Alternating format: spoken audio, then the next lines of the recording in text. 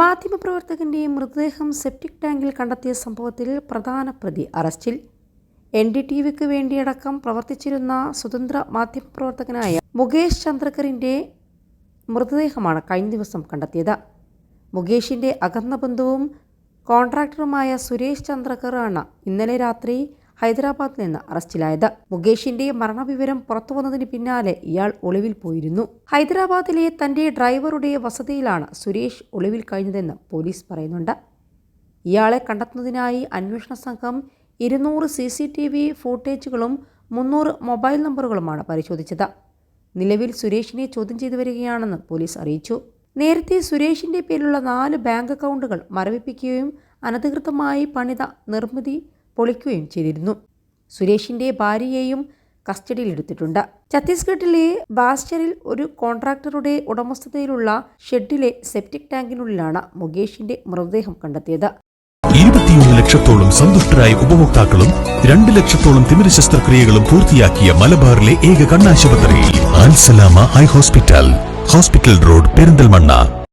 പുതുവത്സര ദിനത്തിൽ ബിജാപൂരിലെ വീട്ടിൽ നിന്ന് പുറത്തുപോയപ്പോഴായിരുന്നു മുകേഷിനെ അവസാനമായി കണ്ടത്. മുകേഷ് തിരികെ എത്താതായതോടെ സഹോദരൻ യുഗേഷ് പോലീസിൽ പരാതി നൽകി. തുടർന്ന് നടത്തിയ അന്വേഷണത്തിലാണ് വീട്ടിൽ നിന്ന് അധികം ദൂരമില്ലാത്ത ചത്തൻപര ബസ്തിയിൽ നിന്ന് മൃതദേഹം കണ്ടെത്തിയത്. കനമുള്ള വസ്തുകൊണ്ട് മുകേഷ് ആക്രമിക്കപ്പെട്ടതായി പോസ്റ്റ്മോർട്ടം റിപ്പോർട്ടിൽ പറയുന്നുണ്ട്.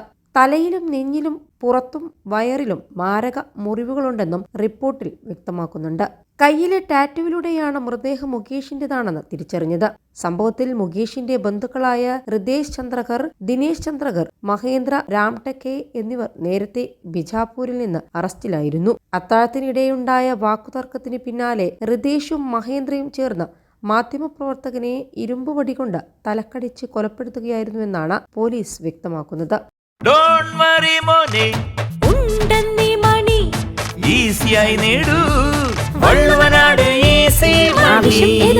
പണം ഞങ്ങൾ തരും. തുടർന്ന് ഇരുവരും ചേർന്ന് മൃതദേഹം സെപ്റ്റിക് ടാങ്കിൽ ഒളിപ്പിച്ചു. ദിനേശിന്റെ നേതൃത്വത്തിൽ ടാങ്ക് സിമന്റിട്ട് മൂടുകയും ചെയ്തു.